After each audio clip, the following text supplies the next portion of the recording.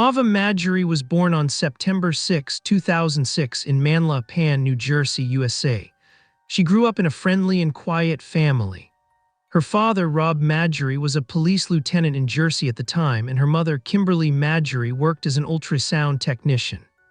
Ava also had two brothers. The older one, John, was born 2 years before her, and the younger one, Logan, 4 years later, which was a pleasant surprise and made Ava very happy. As the only girl in the family, she was loved and protected by all members. She was described as a lively, innocent, and sweet girl.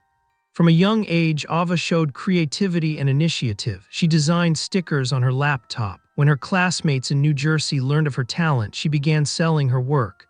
It was even rumored that she earned $700 from this. When Ava entered her teens, her family had to leave everything familiar and adapt to a new environment. As they decided to move to a warmer climate with a less onerous tax system. In 2019, after Rob retired, the Majury family moved to Florida.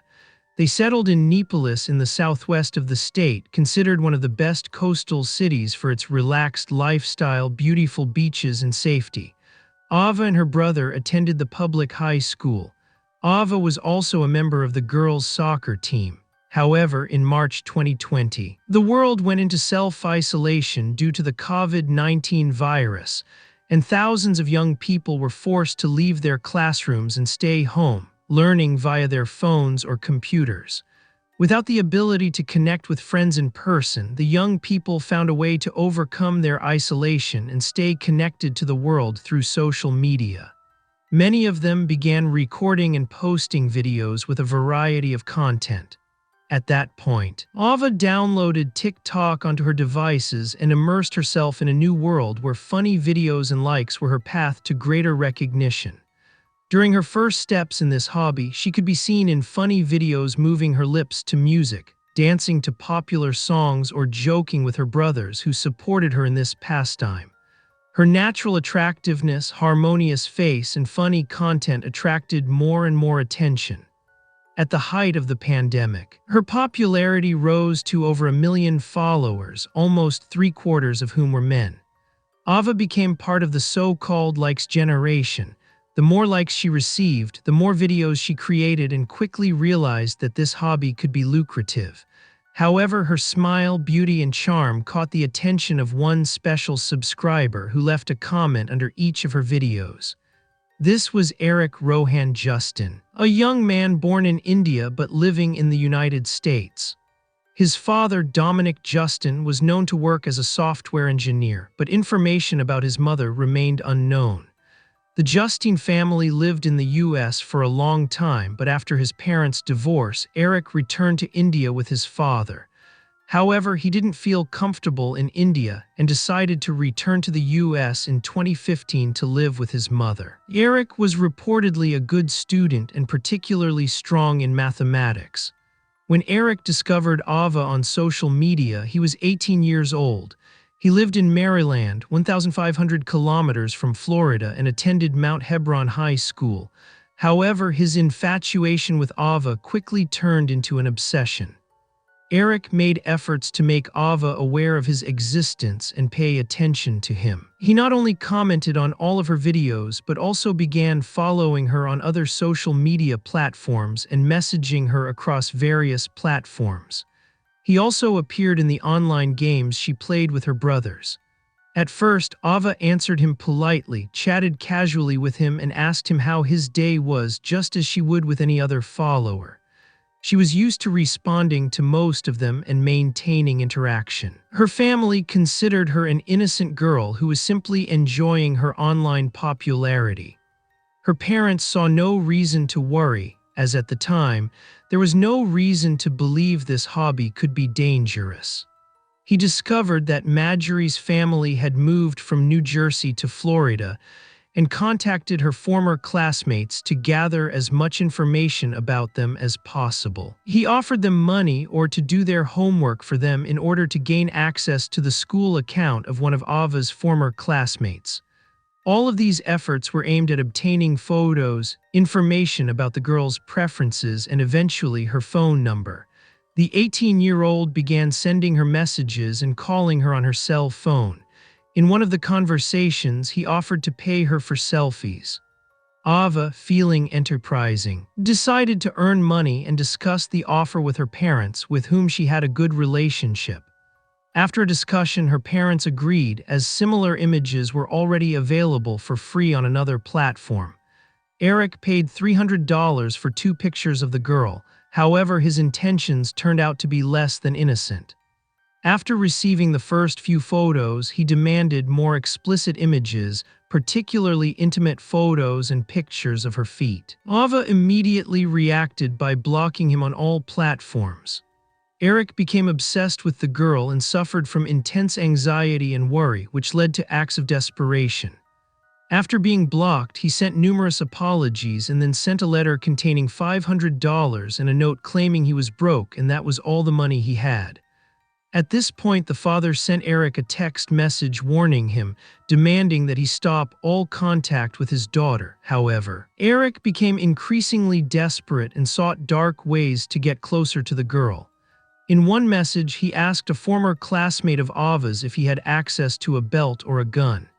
In another exchange, he explained his intention to attack the girl and wrote that he could break down the door with a shotgun. It is unclear how Ava learned of these threats. However, she contacted the recipient of the messages to verify their authenticity. The young man, whose name was not disclosed, confirmed receipt of the threats and forwarded her more from Eric's phone number. Fearing for her safety, the girl revealed the obsessive admirer's disturbing plans to her parents. Her parents, Rob and Kimberly, had never encountered such a situation before. They decided to conduct their own investigation into Eric's identity and did not contact the authorities, considering the threats minor. When Rob learned that Eric, who goes by the pseudonym Eric Justin X online, lives in Ellicott City, Maryland, just a few hundred kilometers from their home, he considered him an internet cowboy who posed no real threat. But on July 10, 2021, at around 4:30 a.m., Eric, who had transformed from fan to stalker, arrived at the Majury family home armed with a shotgun. He shot a hole in the door and entered. Eric was equipped for the mission. He wore the blue vest of an employee of a major American retail chain, safety goggles and earplugs. Since the family's house was a single-story building, the bedrooms were very close to where the deafening shot had been heard. Ava's bedroom was directly on the other side of the door, so the sound was felt most strongly there. As she later reported, as soon as she heard the shot, she felt a tremor in her chest. As she jumped out of bed, she saw a hole in the door. Instinctively, she ran to her brother's room for protection and hid there. She took a blanket, a bottle of water, and a cell phone. Ava's father, a former police officer, acted on his years of experience and tried to chase Eric away, whose gun jammed at the time. The attacker paused, struggled with the gun, and then fled. Rob pursued him while Kimberly called emergency services to report an attack on their home. During the chase, Rob fell and cut his knee, allowing the intruder to escape. The police officer returned home to retrieve his registered personal firearm and remained at his post by the front door to protect his family while waiting for the police to arrive. To his surprise, Eric reappeared at the Majury family home before the officers arrived. When Rob saw his attacker returning, he ordered him to drop his gun. But the young man ignored the order and pointed the gun at him. Ava's father then shot the attacker. The Majury family's 3 children hid in their parents' bedroom at the back of the house. When they realized the attacker was dead, Ava ran out into the hallway in panic and rage. Her older brother John turned on her, accusing her of being responsible for the incident. When police arrived, they discovered the crime scene and began collecting evidence. Eric's body was found in the front yard of the house. An examination of his belongings uncovered 2 cell phones containing photos and hundreds of hours of video footage of Ava. The Collier County Sheriff's Office told local media that a resident of a home in the Raffia gated community in North Florida killed a man after the man shot at the home while attempting a burglary. At the time, police did not release the name of the man killed or provide any further details. However, a police report, which was not released to the media, was more definitive. The man killed was likely an obsessive stalker.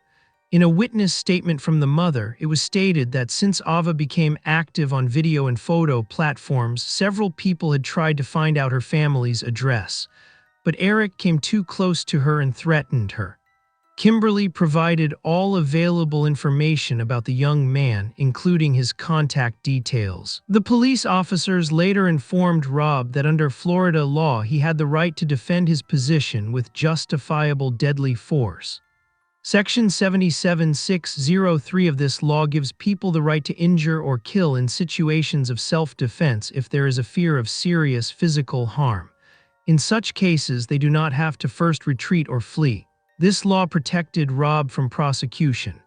However, to be sure, Rob contacted attorney James Escara. This was the only information that Collier County Sheriff Kevin Rums and his office provided about the case.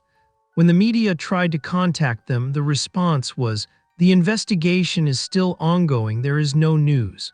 During the police investigation, it came to light that Eric had sold Ava's phone number to his friends and classmates and asked them to call or text her. Little was known about Eric's family's reaction after the incident. His father, Dominic, described his son as a good guy in a conversation with investigators and made no comment on what had happened. In his grief, he said he was confused by Eric's behavior and did not understand what went wrong or why he made such a bad decision. The reaction of the 18-year-old's mother was also not recorded. What began as a fun internet adventure turned into a nightmare for the Majury family. After the incident, they were forced to stay with friends. And when they returned to their rented home, the homeowners association sent a letter to the owner demanding that he vacate the house. Residents felt unsettled by Ava's social media activity and didn't want to give up their usual peace of mind. Ava didn't tell her followers what had happened, as she didn't want her reputation to suffer and people to think she had drawn attention to herself. To be safe, she had to unsubscribe from all her local friends and Jersey subscribers, for which she immediately received negative reactions and harsh criticism. Some of the critics mocked her, claiming that she considered herself a Hollywood star and therefore no longer wanted to associate with them. At the time, Ava didn't give her friends an explanation. However, in a later interview, she revealed that many of those who condemned her didn't know that at night, as she tried to fall asleep after the horrific incident. All she could think about was no longer wanting to do the things that had made her famous online. This caused her anxiety and inner conflict, as she had done nothing wrong but believed that her content was not immoral. On the contrary, they were beneficial to her and could help her realize her dream of becoming a movie star. And she wasn't wrong. Kimberly soon received an offer from a talent agent who was interested in Ava. The agent invited her to Los Angeles so she could meet influential people and attend a red carpet event. On July 17 of that year, just 7 days after her world was rocked by an obsessive fan, Ava attended the premiere of the Glow show, the launch of Glow of Girls, a new line of fashion dolls. In the show, 6 young people lived in a luxury villa and had to face exciting challenges. According to her mother, this was much needed and enjoyable entertainment for her daughter. However, this incident wasn't the only negative experience related to her popularity. In early August, Ava received a message on a premium cell phone service from a man who called her "my girl" and offered $1,000 for her phone number. This again worried the family, and they immediately contacted law enforcement to investigate the new harassment. The investigation revealed that the name of the sender of the messages matched that of a registered offender who was in prison. The messages to Ava suggested that he had broken the law again. Meanwhile, the events at the Majury home were being discussed at school. It was revealed that the same man who had received messages from Eric about his intentions to attack Ava continued to attend the same school as her and had become the new stalker. Ava felt he was stalking her and reported this to Rob and Kimberly. The family then decided to file a report with the school and contact the authorities. Afterward, a classmate sent her a video of the same man who was stalking her firing a gun at a shooting range. Because the frequent incidents had a negative impact on Ava's emotional state, her parents, concerned for her safety, expelled her from school, stopped her soccer lessons, and began giving her private lessons. Eventually, James, the family's attorney, filed a petition for a restraining order on the grounds of harassment in Collier County Court. On February 28, Ava took the stand. 7 months later, on February 22, 2022, news of the Stalker's attack on the Majury home and its tragic outcome became widespread. At that time, the family agreed to an interview with the New York Times and spoke for the first time about their horrific experience. The parents explained that by publishing the case, they wanted to raise awareness that internet fame can lead to violence in real life. Despite her experiences, Ava continued to make her social media videos with the support of her parents, who said they did not want sick people forcing their daughter to leave the platforms and give up on her dreams. From Kimberly's perspective, they chose what was best for their family, even though they knew not everyone would understand. Rob felt it was necessary to let her make her own decisions and support her, as this would help her recovery. Creating content and videos had become an integral part of her life, and taking that away from her would have been a huge blow. Ava told the audience that she closes her eyes at night and there's nothing more exciting in the morning than seeing the number of views. Her father compared his daughter's joy to the feeling that every day is like Christmas. For her part, the girl admitted that she realizes many people will oppose her decision and accuse her of profiteering.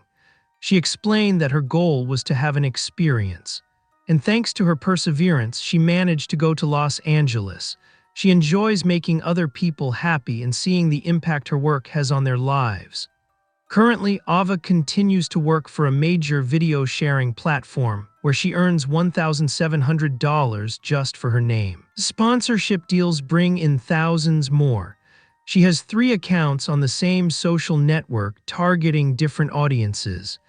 She has also attracted the attention of Hollywood and reality TV producers and received sponsorship offers on other social networks. She has promoted a teeth-whitening product, youth products, and NFL games. Her growth has been so significant that she now has a lawyer specializing in crisis management and public relations.